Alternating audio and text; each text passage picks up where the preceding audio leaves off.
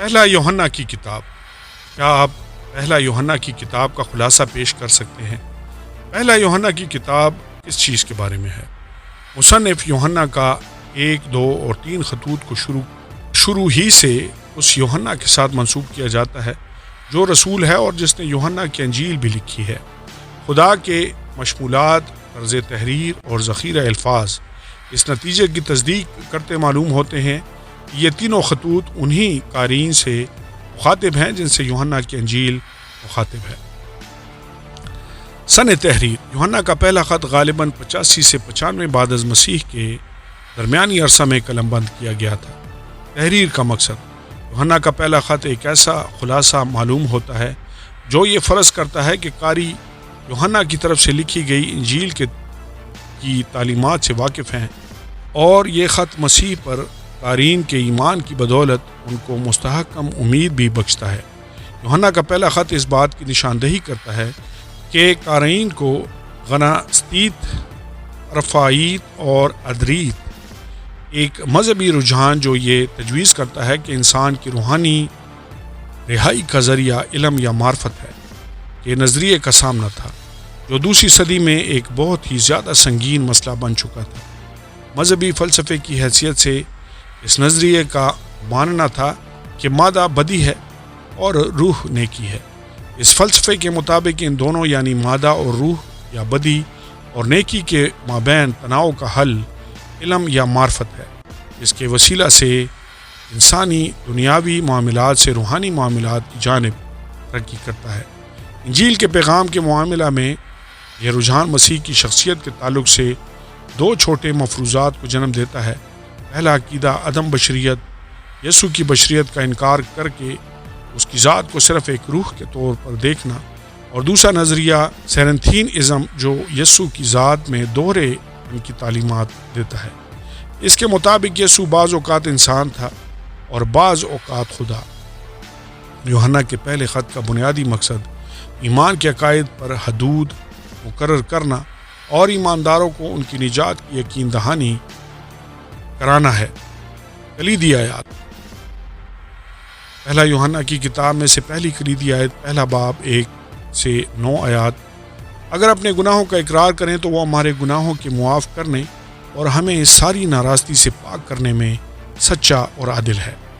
پہلا یوحنا کی کتاب میں سے دوسری کلیدی آیت، پہلا یوحنا 3 باب 6 آیت، جو کوئی اس میں قائم رہتا ہے وہ گناہ نہیں کرتا، جو کوئی گناہ کرتا ہے نہ اس نے اسے دیکھا ہے اور نہ جانا ہے۔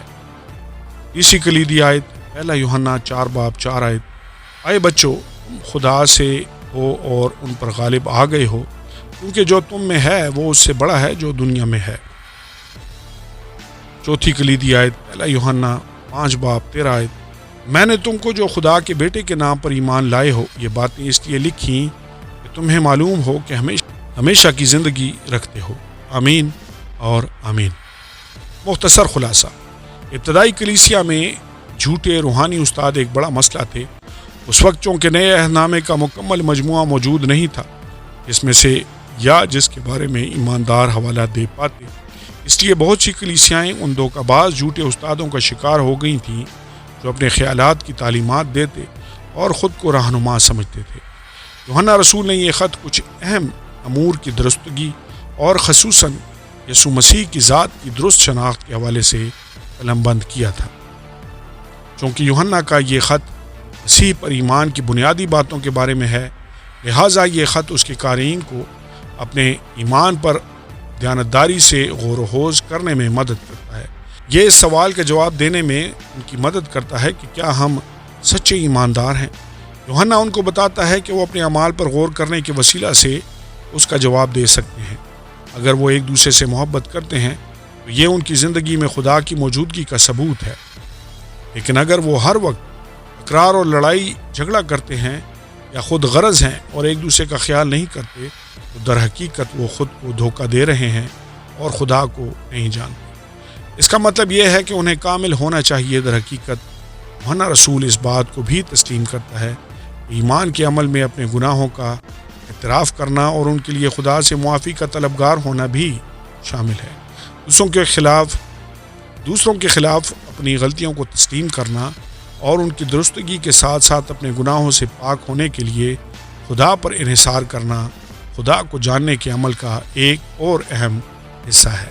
پرانے عہد نامے کے ساتھ ربط۔ گناہ کے تعلق سے اکثر پیش کیے جانے والے حوالہ جات میں سے ایک، کیونکہ جو کچھ دنیا میں ہے یعنی جسم کی خواہش اور آنکھوں کی خواہش اور زندگی کی شیخی، وہ باپ کی طرف سے نہیں بلکہ دنیا کی طرف سے ہے۔ پہلا یوحنا 2:16۔ اس حوالے میں یوحنا گناہ کے ان 3 پہلوؤں کی وضاحت کرتا ہے جو تمام صحائف میں سب سے پہلے اور سنگین آزمائشوں کی یاد دلاتے ہیں۔ حوالہ کی نافرمانی پہلا گناہ انہی 3 آزمائشوں میں ہوا کی ناکامی کا نتیجہ تھا۔ پیدائش 3:6 میں ہم ان تینوں باتوں کو دیکھتے ہیں۔ جسم کی خواہش کھانے کے لیے اچھا ہے، آنکھوں کی خواہش آنکھوں کو خوشنما معلوم ہوتا ہے، اور زندگی کی شیخی عقل بخشنے کے لیے خوب ہے۔ عملی اطلاق۔ یوحنا کا پہلا خط محبت اور خوشی کا خط ہے۔ یہ دوسرے لوگوں اور یسوع مسیح کے ساتھ ہماری رفاقت کی وضاحت کرتا ہے، وہ عارضی خوشی کے درمیانی جو وقتی اور ختم ہونے والی ہے، اور حقیقی خوشی کے درمیان فرق کرتا ہے اور بتاتا ہے کہ ہم اس حقیقی خوشی کو کیسے حاصل کر سکتے ہیں۔ اگر ہم یوحنا کے لکھے ہوئے الفاظ کو اپنائیں اور اپنی روزمرہ زندگیوں پر ان کا اطلاق کریں، وہ حقیقی محبت، رفاقت اور خوشی جس کی ہم شدید خواہش کرتے ہیں ہمیں حاصل ہو جائیں گی۔ یوحنا رسول مسیح کو اچھی طرح جانتا تھا۔ وہ ہمیں بتا رہا ہے کہ ہم سب یسوع مسیح کے ساتھ گہری اور شخصی رفاقت قائم کر سکتے ہیں۔ ہمارے پاس ایسے لوگوں کی گواہی موجود ہے جو یسوع کے ساتھ براہ راست اور ذاتی تعلق رکھتے تھے۔ انجیل کے مصنفین تاریخی حقانیت پر مبنی اپنی ٹھوس گواہی پیش کرتے ہیں۔ اس کا اطلاق اب ہماری زندگیوں پر کیسے ہوتا ہے؟ انجیل ہمیں بتاتی ہے کہ یسوع خدا کے بیٹے کی حیثیت سے اس دنیا میں آیا ہے تاکہ ہمارے ساتھ فضل، رحم، محبت اور قبولیت پر مبنی اتحاد قائم کرے۔ بہت دفعہ لوگوں کا خیال ہوتا ہے کہ یسوع ہم سے بہت دور ہے، وہ ہماری روزمرہ کی جدوجہد، معاملات اور پریشانیوں کے بارے میں در حقیقت کچھ فکر نہیں کرتا۔ مگر یوحنا رسول ہمیں بتاتا ہے کہ یسوع زندگی کے سادہ اور آسان حصوں کے علاوہ مشکل اور پریشان کن حصوں میں بھی ہمارے ساتھ ساتھ ہے۔ یوحنا اپنے ذاتی تجربات کی تصدیق اس گواہی کے ساتھ کرتا ہے کہ خدا انسان بنا اور ہمارے درمیان رہے۔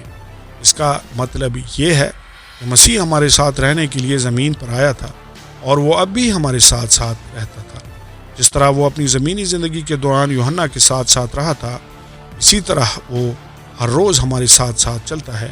ہمیں اس سچائی کا اپنی زندگیوں پر اطلاق کرنے کی ضرورت ہے، اور اس طرح سے زندگی بسر کرنے کی ضرورت ہے جیسے یسوع ہر ایک دن کے ہر ایک لمحے ہمارے ساتھ کھڑا ہوتا ہے۔ اگر ہم اس سچائی کو عملی جامہ پہناتے ہیں تو مسیح ہمیں زیادہ سے زیادہ اپنے مانند بنانے کے وسیلہ سے ہماری زندگیوں میں پاکیزگی کا اضافہ کرے گا۔ آمین اور آمین۔